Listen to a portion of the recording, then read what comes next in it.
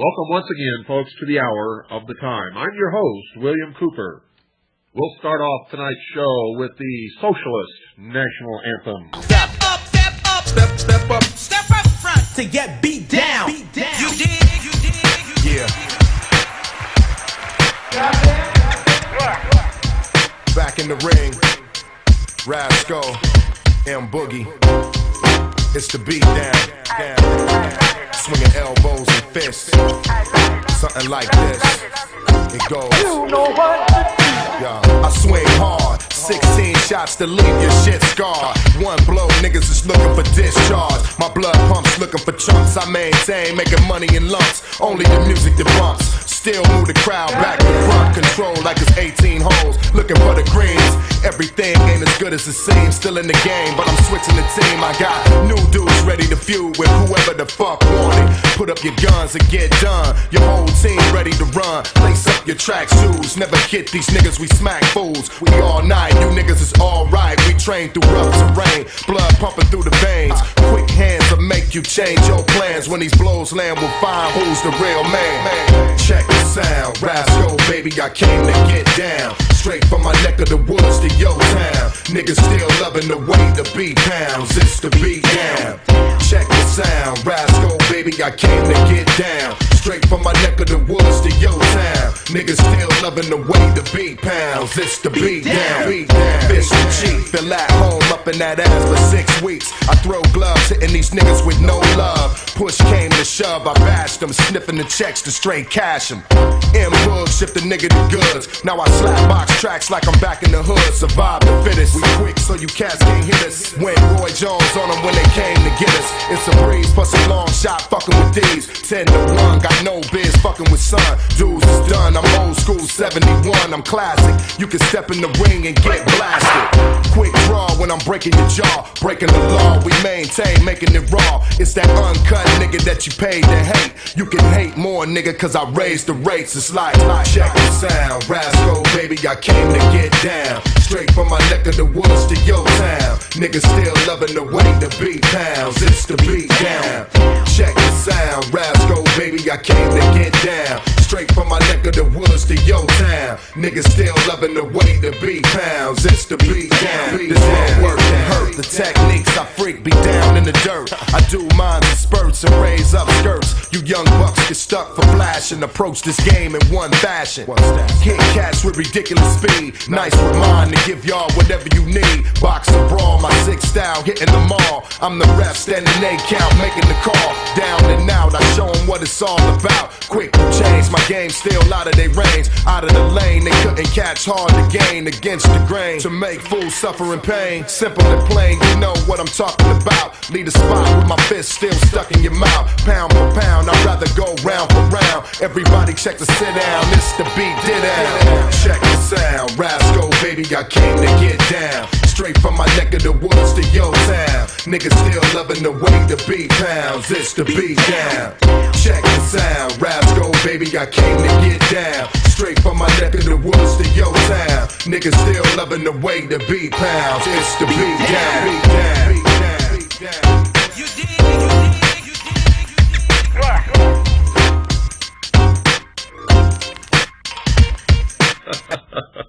Oh, I love it. The Socialist National Anthem, Born Under a Bad Sign.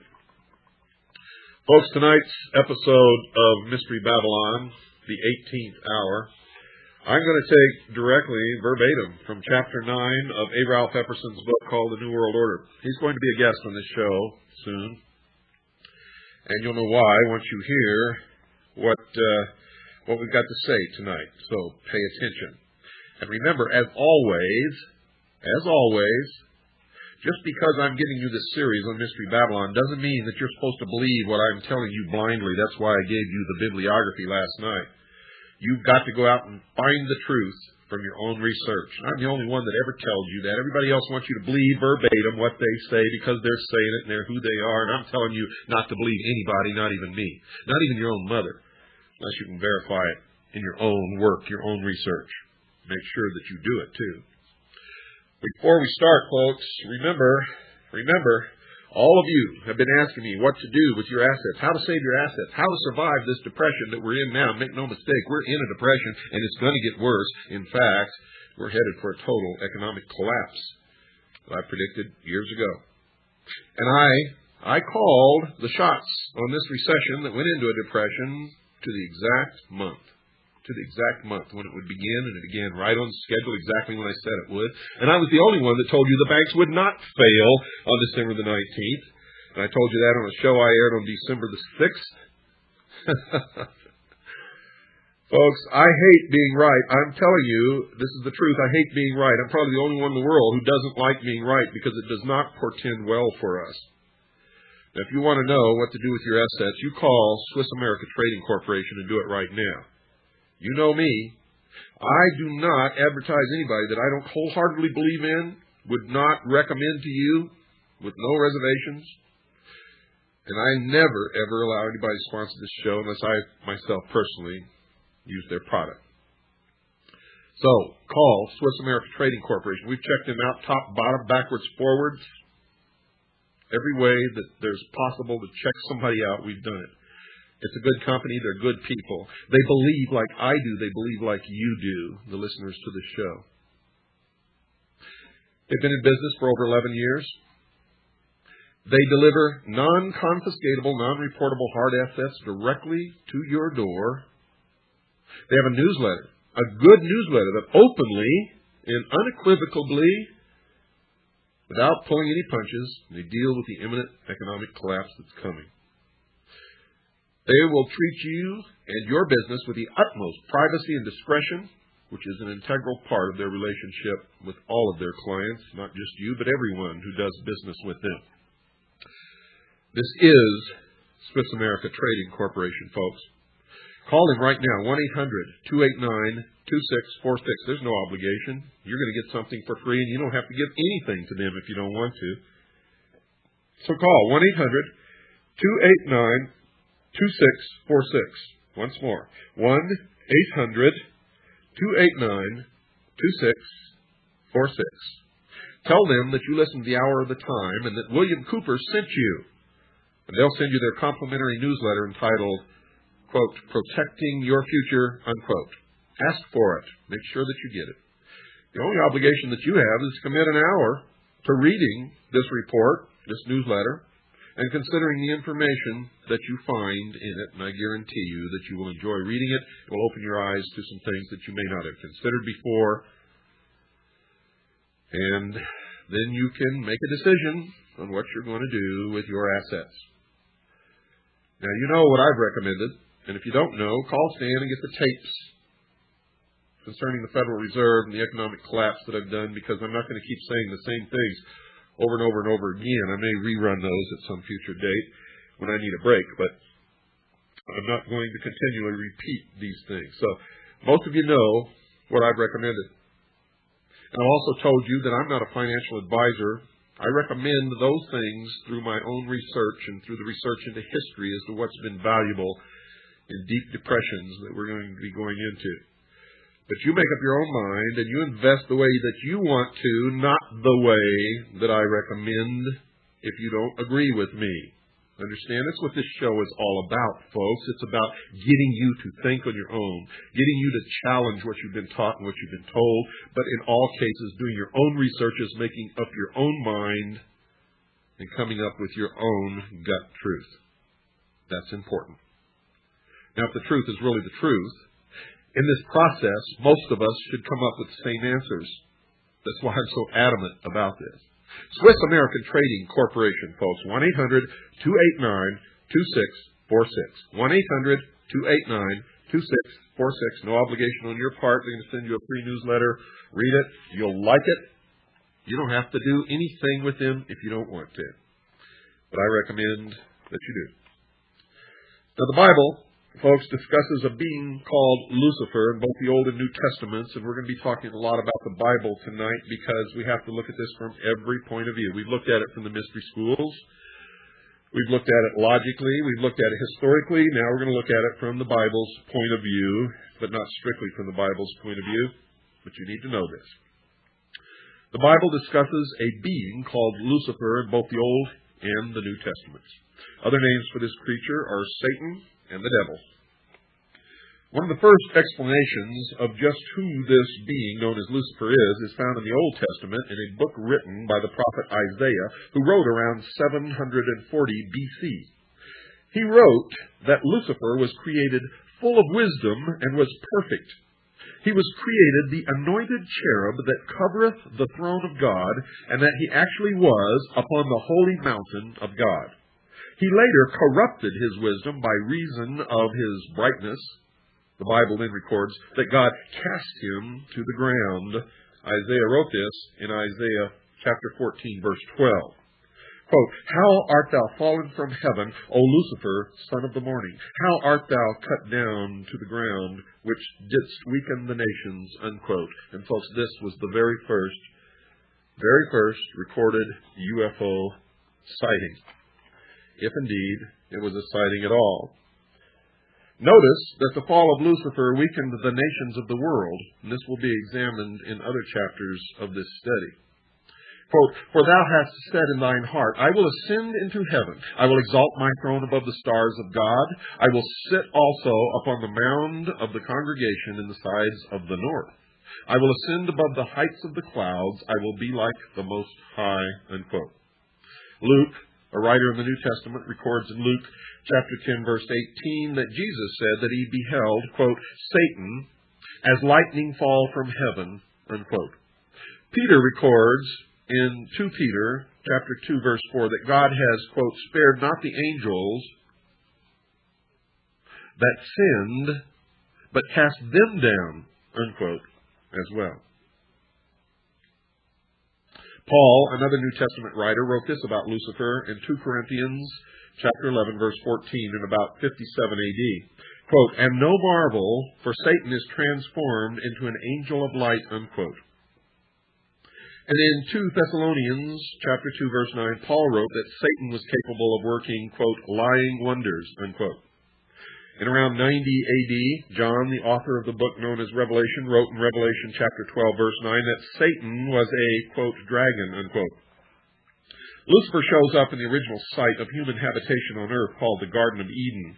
The Creator, God, placed Adam, the first man, and later Eve, the first woman, in this garden, but told them that there were certain rules that they had to abide by. And these are spelled out in Genesis chapter 2, verses 16 and 17. Quote, "And the Lord God commanded the man, saying, Of every tree of the garden thou mayest freely eat, but of the tree of the knowledge of good and evil thou shalt not eat of it, for in the day that thou eatest thereof thou shalt surely die," unquote. Later, Lucifer spoke through a serpent to Eve, but in reality to both men and women. Quote, "Yea, hath God said, Ye shall not eat of every tree of the garden? And the woman said unto the serpent, We may eat of the fruit of the trees of the garden, but of the fruit of the tree which is in the midst of the garden, the tree of the knowledge of good and evil, God hath said, Ye shall not eat of it, lest ye die. And the serpent said unto the woman, Ye shall not surely die, for God doth know that in the day ye eat thereof, then your eyes shall be opened, and ye shall be as gods, knowing good and evil." Unquote.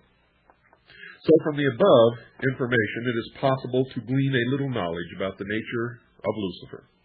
1, he was cast down from heaven because he desired to ascend directly into the seat of heavenly power, the throne of God. 2, he is referred to as the son of the morning. This appears to be a reference to Lucifer being similar to the sun, which also rises every morning. His desire, Number 3, his desire is to sit on the north side of the mountain of God. Lucifer can deceive the world. This is number 4. Lucifer can deceive the world because he has been transformed into an angel of light. And 5, Lucifer can work lying wonders. Now, with those basic understandings, folks, of Lucifer in place, it will be possible to examine the views of others about this fallen entity.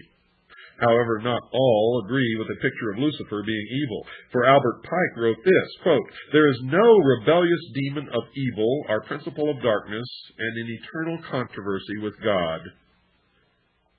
Unquote. In fact, Mr. Pike believes that Lucifer was not a force of evil, but could be a force for good, and he wrote this in Morals and Dogma, which I forgot to give you yesterday in the bibliography. That's another one. Write it down, folks. Morals and Dogma by Albert Pike. Morals and Dogma by Albert Pike.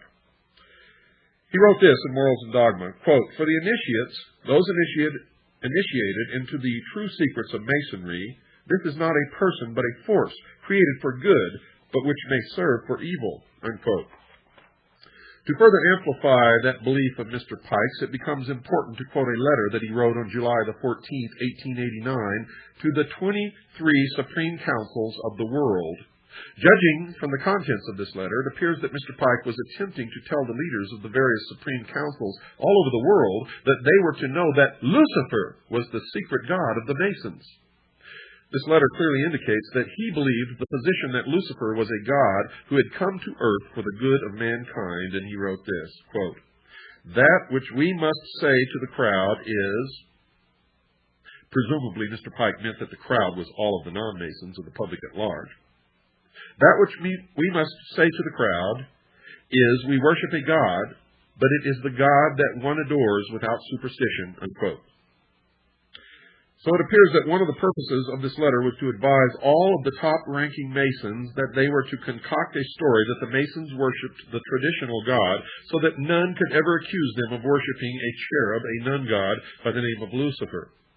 In other words, they were to deny that Lucifer was their god whenever an outsider was smart enough to break through all of the secrets and figure it out.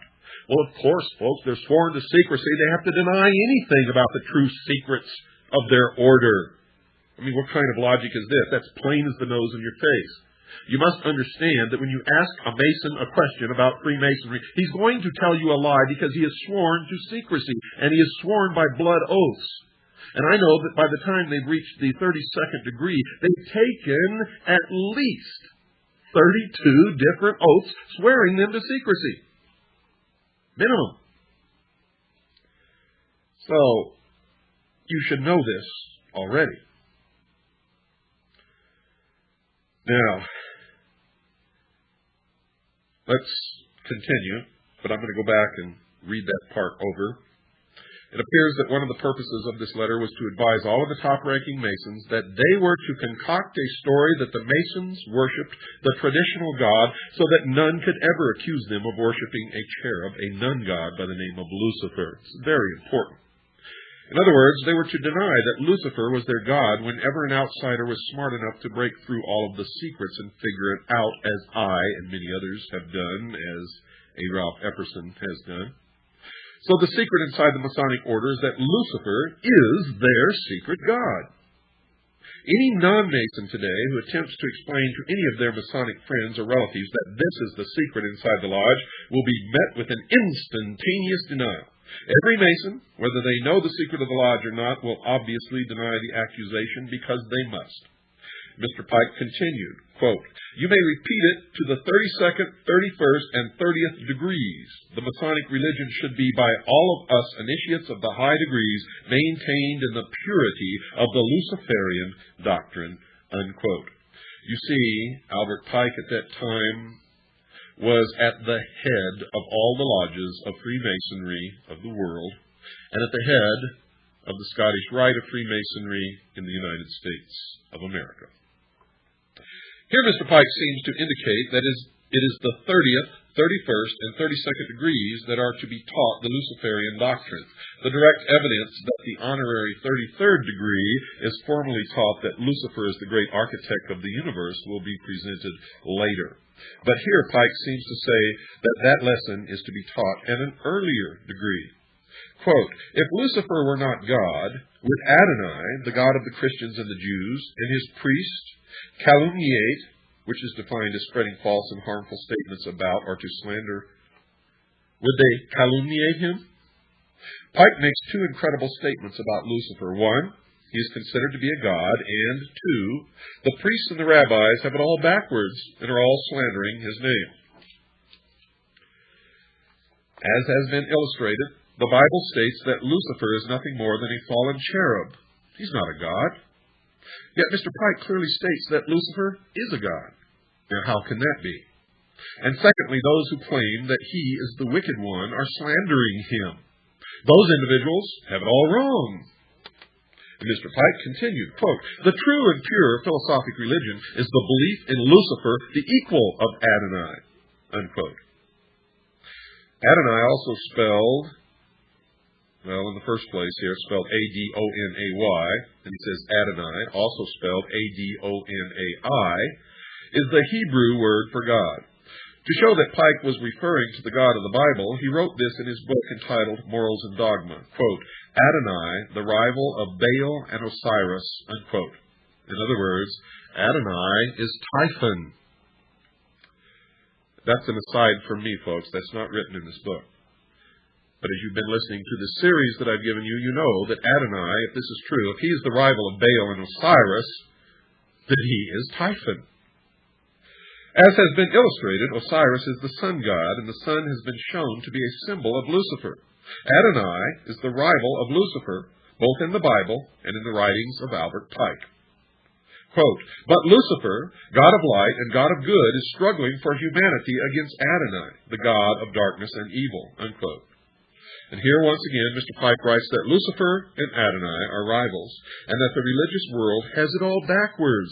Lucifer is the good God, and Adonai is the God of evil and darkness.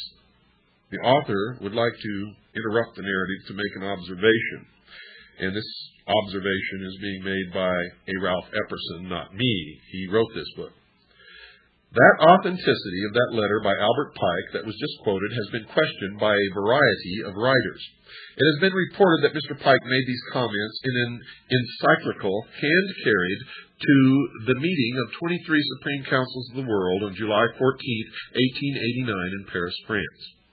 This author, meaning A. Ralph Epperson, is willing to concede that the only evidence for the contents of this encyclical consists of it being quoted in a book written by a Frenchman named A.C. de la Rive, entitled La Femme et l'Enfant dans la Ranque Méconnerie Universelle. I'm not a French speaker, folks, so that's the best I can do. My tongue doesn't do those things. Or at least I haven't practiced to make my tongue do those things. That title translated from French to English means The Woman and Child in Universal French Masonry. A copy of that page that contains that quote and the cover of the book has been supplied to this author, meaning A. Ralph Epperson, by a concerned researcher who had someone locate the book in France for him and make copies of the pertinent pages. The author has read another book that contains the English translation of that encyclical. That book is entitled Occult Theocracy and was written in 1933 by Edith Starr Miller. She cites the book by Mr. de la Rive as her source. She obviously believed that the letter was true and contained the actual thoughts of Mr. Albert Pike. He said it in so many other places, including in his own book, Morals and Dogma, that I also believe that the letter is true, and now I'm speaking as myself, William Cooper. In other words, going back to A. Ralph Epperson's words, in other words, the only source for the letter is a Frenchman who quotes it in his book and not Mr. Albert Pike himself. It must be assumed that Mr. Pike, if he were alive today and was asked whether the letter was his, would deny that he ever wrote such an encyclical, whether or not he had written it, because he must. He is sworn to maintain the secrets. But the reader is admonished to remember that if he did indeed worship Lucifer and wrote the encyclical, he would certainly have to deny it, so that answer would tell the researcher nothing.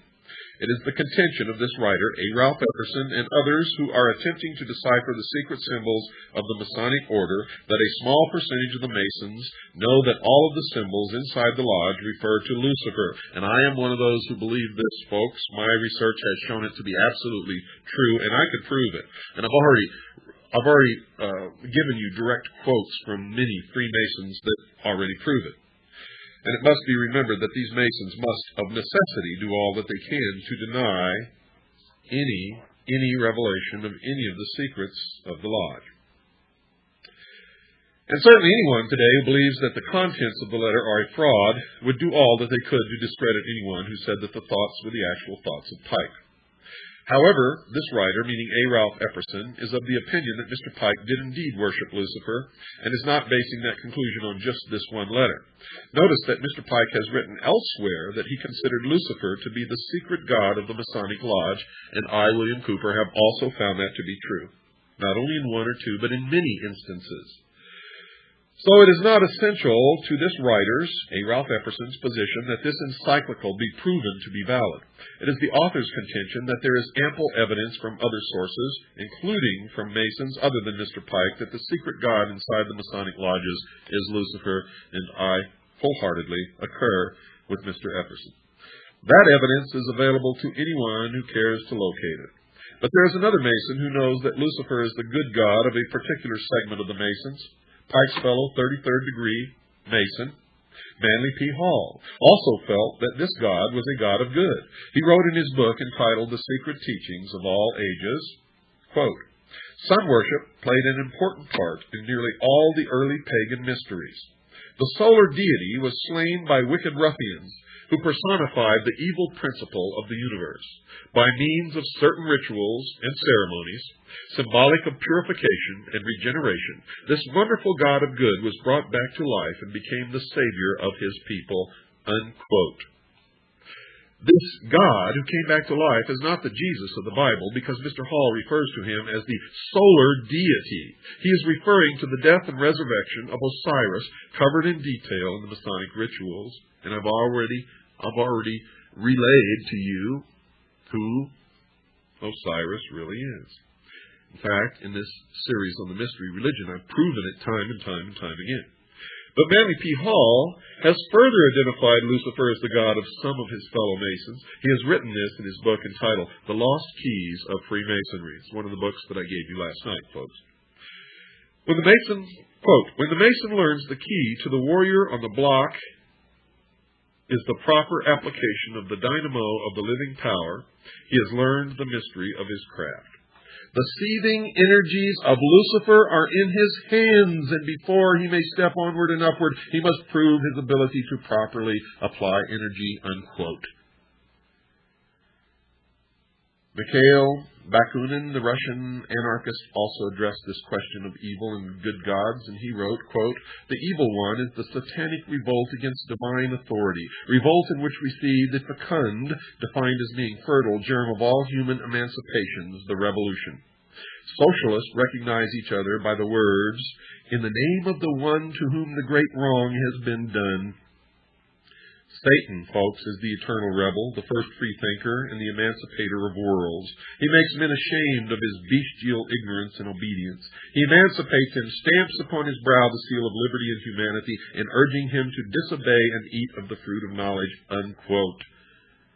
You see, I've been telling you all along that socialists and the mystery religion of Babylon are the same.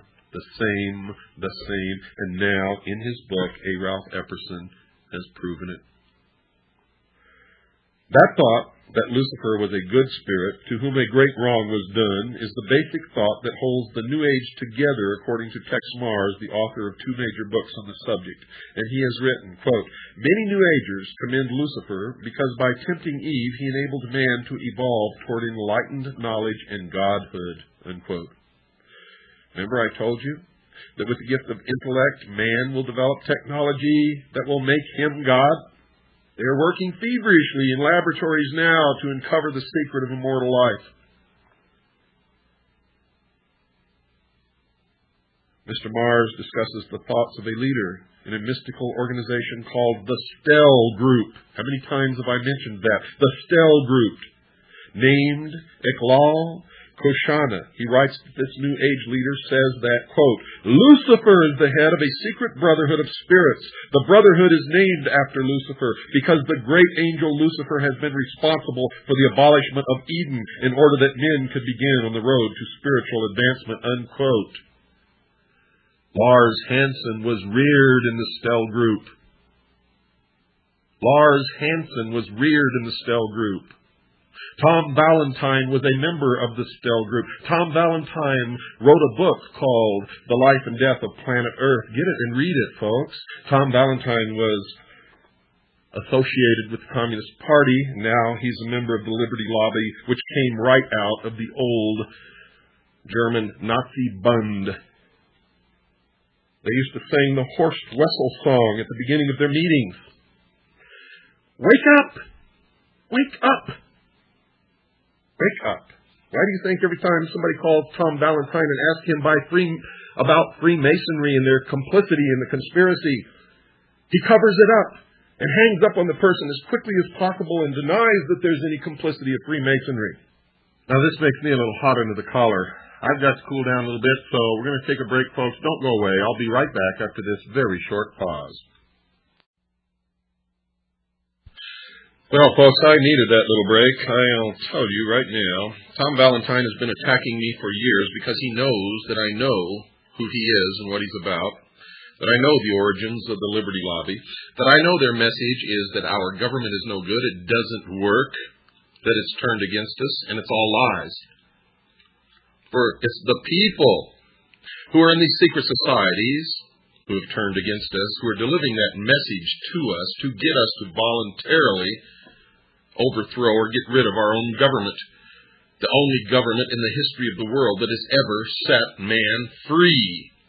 And I'm the only one who lets you know this.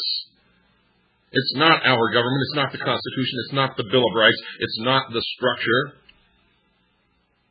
It's the secret societies. It's the Tom Valentines. It's the Bo Greitzes.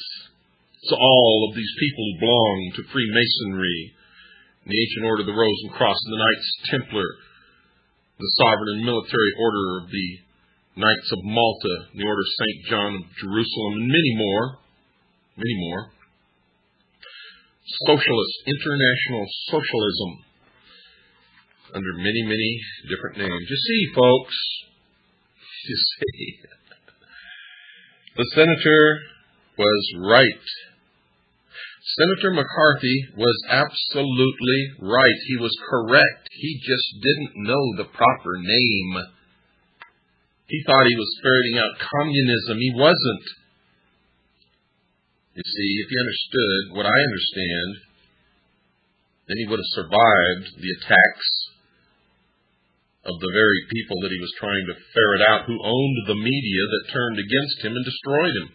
Hollywood, who turned against him and destroyed him through manipulating the opinion of the public. See, communism, folks, is just a word. It's another boogaboo enemy. The real enemy, folks, is Mystery Babylon.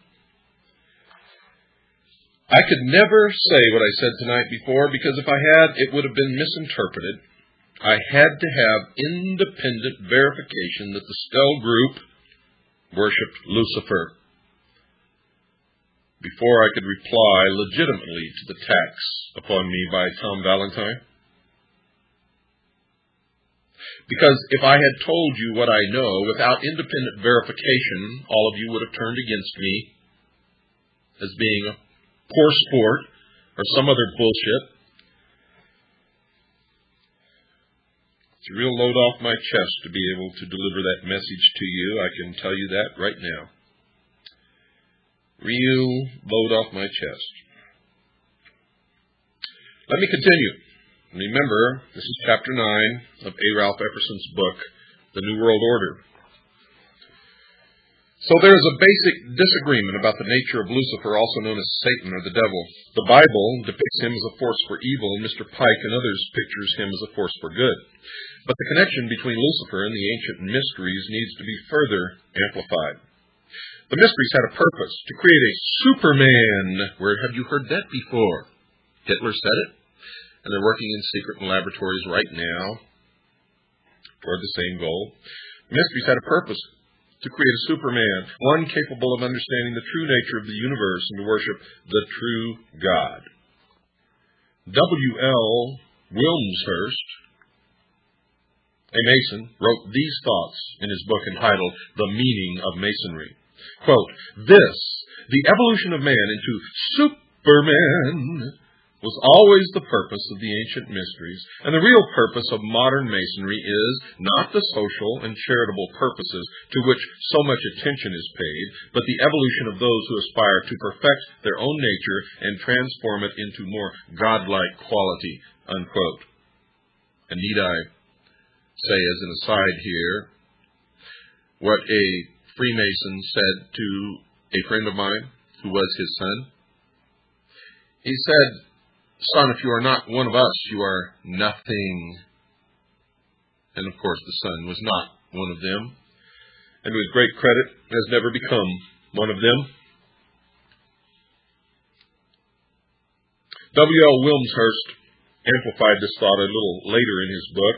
Quote, "Man who has sprung from the earth, meaning that he was not created by a creator God, and developed through the lower kingdoms of nature to his present rational state, has yet to complete his evolution by becoming a God-like being and unifying his consciousness with the omniscient, to promote which is and always has been the sole aim and purpose of initiation." Unquote.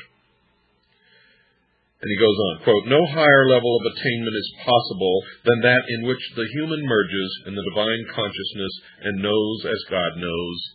Unquote. What have I been telling you all this time, folks? So just as Satan tempted mankind with the ability to know good and evil themselves, just like God, without his assistance, now the Masons are teaching that they too could become a God through an initiation into the ancient mysteries. John Anthony West, in his book Serpent in the Sky, wrote this in support of Mr. Wilmshurst's statement, quote, "Egypt started with the concept of divine attributes within man. The gods are not brought down to earth, rather man is raised to the gods." Unquote. Others, besides the above-mentioned Masons, like Louis Feuerbach, have joined the discussion with similar thoughts. He was a 19th century philosopher and a hero of the communists like Karl Marx. In fact, Frederick Engels, the co-worker with Karl Marx during the time Marx wrote the Communist Manifesto as a hired writer hack, wrote this about his friend. Quote, "All the communists of 1845 were followers of Feuerbach. The reason that the communists supported the ideas of Feuerbach is apparent when the student reads his writings, for he wrote, quote, 'Man alone is our God, our Father, our Judge, our Redeemer, our true home, our law, and our rule, the Alpha and Omega of our life and of our political, moral, public, and domestic activity. There is no salvation save through the medium of man.'" Unquote. John Denver, the well-known popular singer, has adopted this same philosophy about his divinity. He has been quoted as saying this after his new conversion. Quote, "It's the single most important experience of my life. I can do anything. One of these days I'll be so complete I won't be human, I'll be a god." Unquote. It's the same thing that's taught in the Mormon Church. If a married couple produce many children and conform to the teachings of the church, then when they die, they will be gods, and they will be given a planet of their own, and they will continue their reproduction, only they will be souls, and they will populate the planet and will be the gods of the planet. What crap! What absolute crap! Where do these people get their egos? I'll be a god. Yeah, sure you will. If you guys are all gods, then how come you still got to pay your bills? How come you get sick? And how come you got to go to the doctor? And if you go to the doctor, what's that make the doctor if you're God? Huh? You're all a bunch of fools. You're blithering idiots. You've lost your mind. Your egos have run away with the rest of you. And you're going to die like everyone else. And you're going to find out like everyone else. what really happens when people die.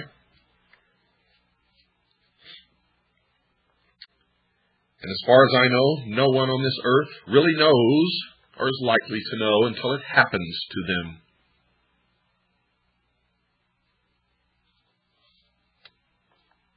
Put that in your pipe and smoke it.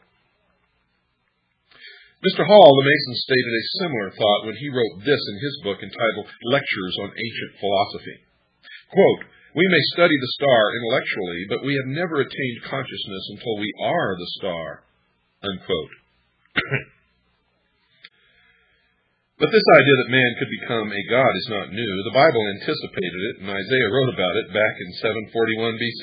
This is what he wrote in Isaiah chapter 43, verse 10. Quote, "Thus saith the Lord, understand that I am He. Before me there was no God formed, neither shall there be after me." Unquote. And once again in Isaiah chapter 45, verse 5, quote, "I am the Lord, and there is none else. There is no God beside me." Unquote. And remember, all the Roman emperors declared themselves God. And they all died like every other man died, some of them by the assassin's sword or knife. God, yeah, boy, you guys just take the cake, I'll tell you. How you can meet and throw that baloney around to each other and swallow it and pump each other up to believe that you're gods or you're going to be gods is beyond my understanding. The Bible teaches that there is but one God and that mankind has no possibility of sharing his Godhead. One who apparently has not believed those statements in the Bible is Shirley MacLaine, who has become a spokesman for the position that man can become a god. She has written several books on the subject of her support of the New Age. Newsweek magazine described her as the New Age evangelist, and she wrote the following statement in her book entitled Dancing in the Light, quote, "We are part of God," unquote, and this elsewhere in the same book, quote, "If one says audibly, 'I am God,' the sound vibrations literally align the energies of the body to a higher attunement," unquote. Yeah, I bet it does. Yep, I bet the insanity molecules take over every portion of the body, and you really all feel great until you have to go pay your rent. Or you catch the flu. Or somebody just knocks the crap out of you to try to bring you back to reality, which is exactly what should happen when you do those kinds of things. What's wrong with just living life peacefully with other people and enjoying what we have? What's the big thing that you have to become God? And I'll tell you right now, you never will. You might as well just, well, never mind. If you want to be God, go ahead. Go ahead. Go ahead. You're deceiving yourself, and that's okay, as long as you don't hurt anyone else. If each man is a god, mankind is capable of making decisions for their own welfare. Each man has complete control of his decision-making. According to Miss MacLaine, in fact, man's control is extended into areas few have ever claimed for mankind, and these are the thoughts of Miss MacLaine. Quote, "I think we choose to be together. We choose our parents, and I think the parents choose the children they want to have before they ever come into an incarnation," unquote. Tell that to an abused child. Tell that to a child who's raised by drunken, miserable, stinking parents who don't give a damn about the child. Tell that to all those people who know that that's total, false, irresponsible ramblings of an insane maniac. And you know what they say when they're confronted with this? They say you agreed to it in a previous life, and that you're paying off your karmic debt. You see, they have a rationalization for everything. There's just more bullshit. More lies. More crap. She went on further to record another strange thought when she wrote this, quote, "There was no such thing as reality, only perception," unquote.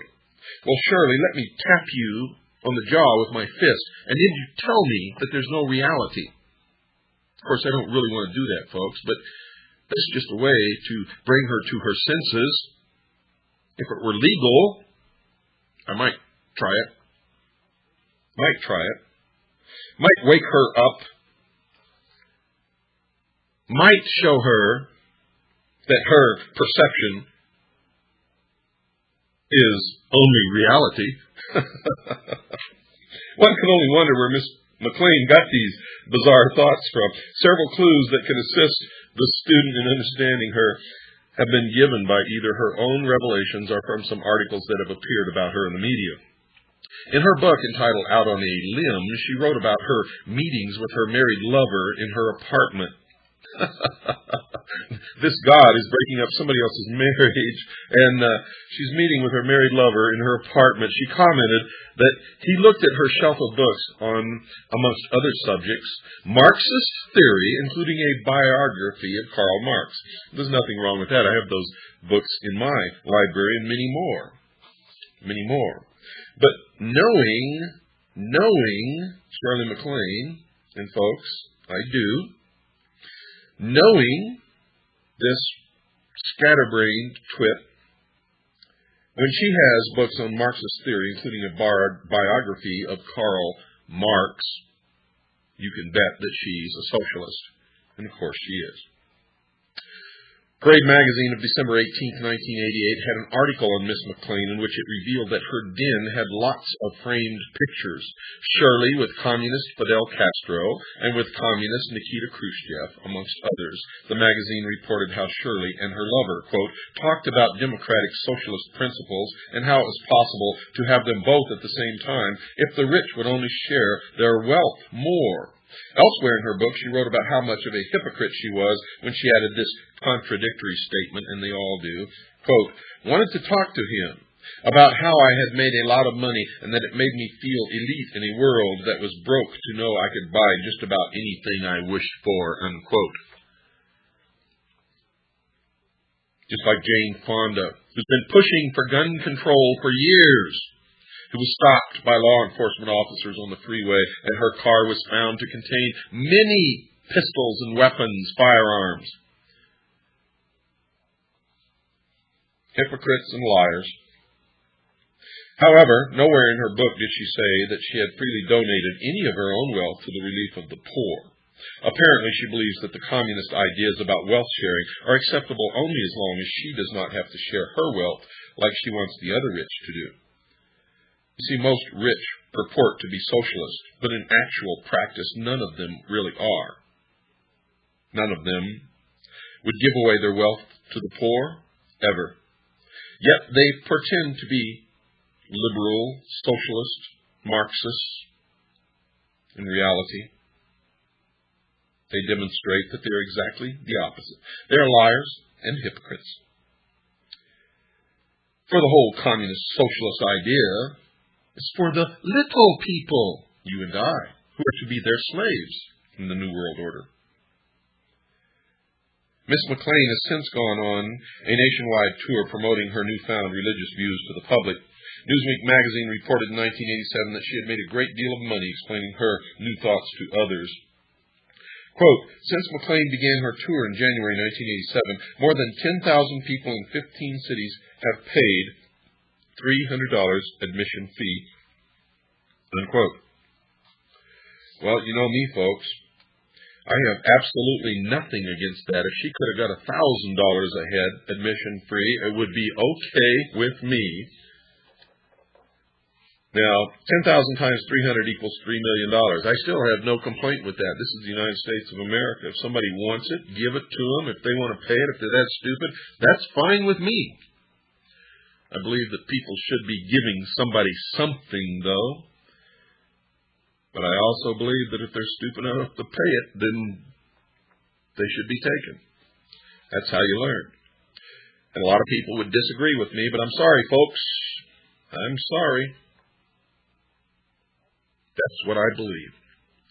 Obviously, Shirley's tours have proven to be both popular and lucrative. The Newsweek article on her seminar mentioned a little of what she teaches in them, the following of her few of her comments.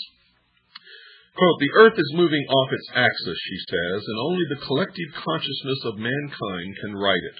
For the spiritually inclined, a window of light will appear on those days, August 16th and 17th, 1987, that McLean says will allow us to rise to a higher plane of cosmic understanding, unquote, pure bullshit, pure crap, pure New Age mesmerism, if you will.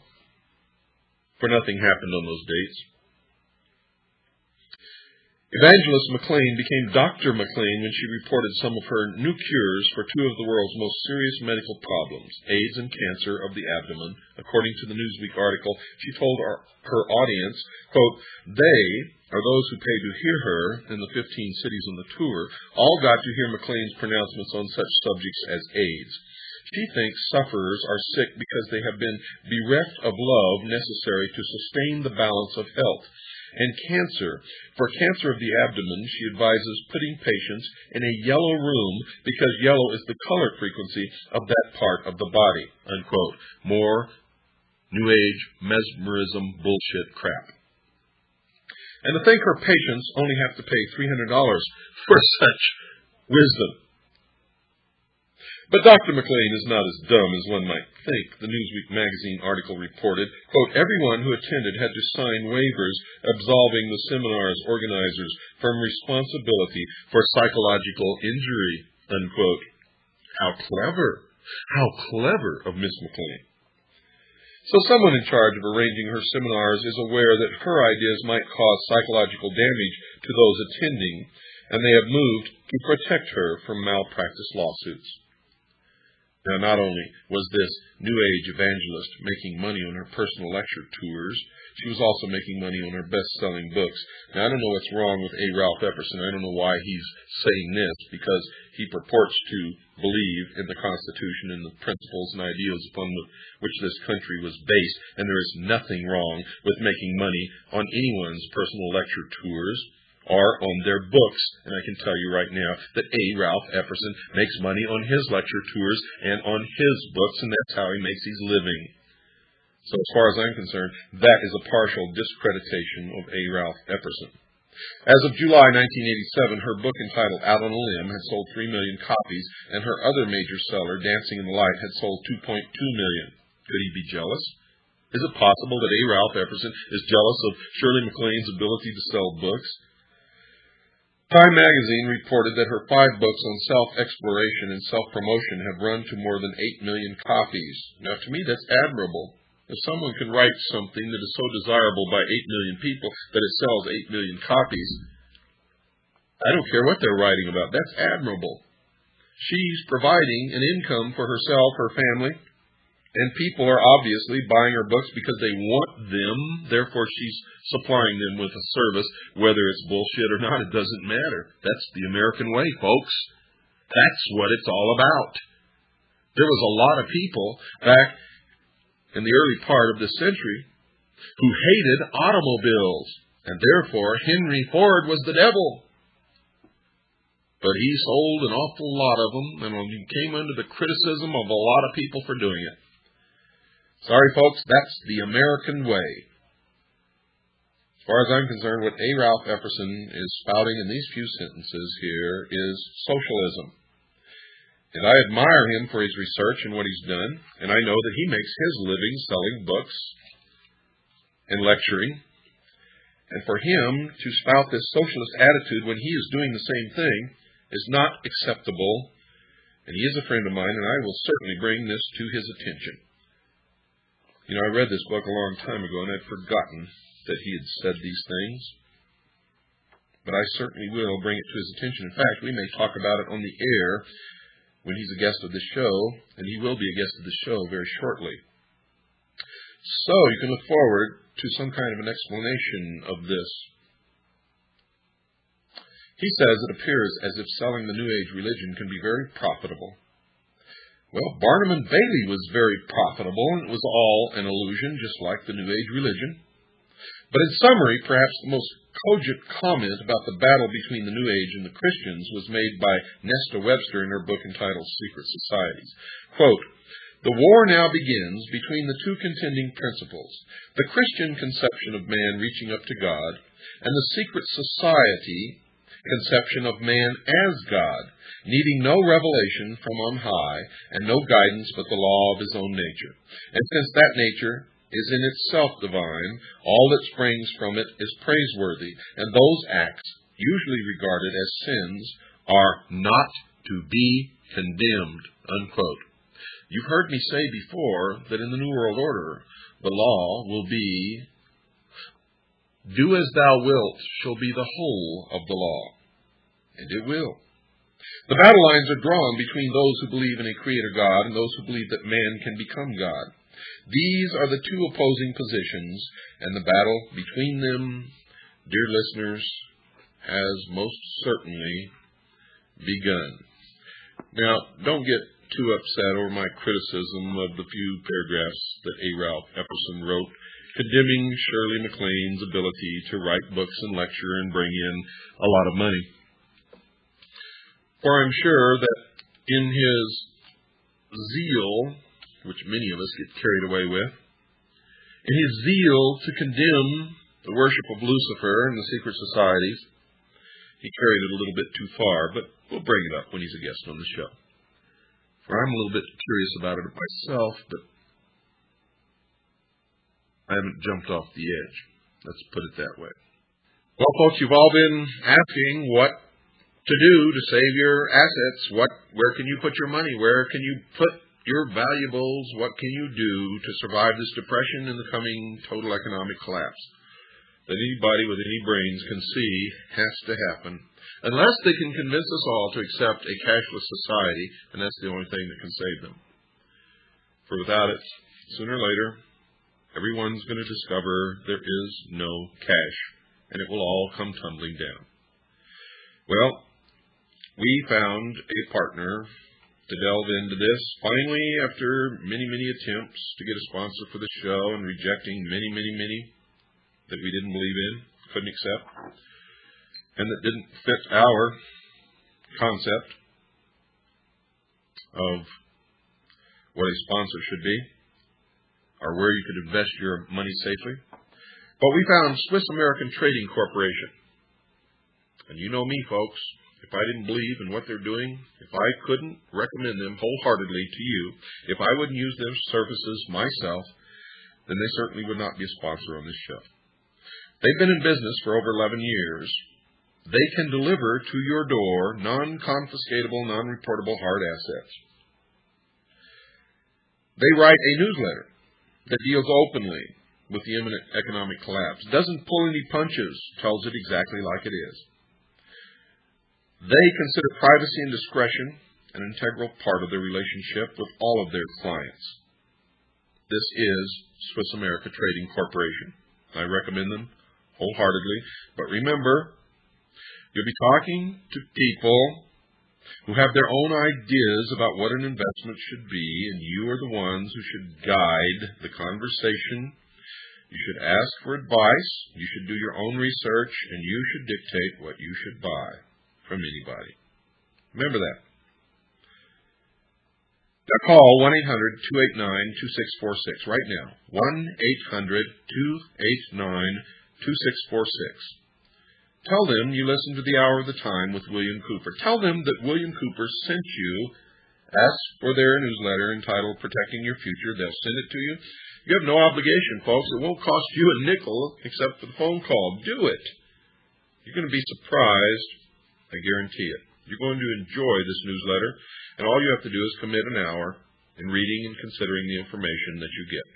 So call 1-800-289-2646. That's 1-800-289-2646. 1-800-289-2646. And tell them that William Cooper sent you. Good night, and God bless you all.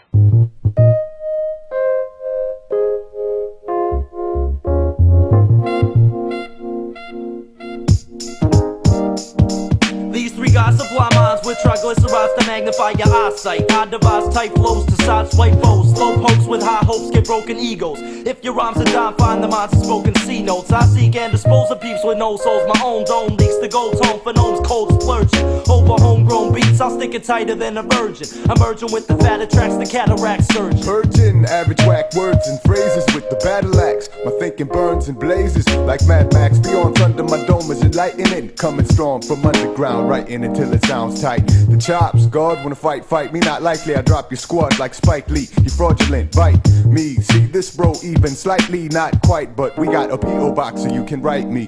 Fan letters, I heat it up better than damn sweater. Veteran status, etc. Fat as I wanna be, you know my trooper flow like the Schuylkill. My vision is quintuple, I take you as my pupil. See? Who's the next nominee? So some optometry.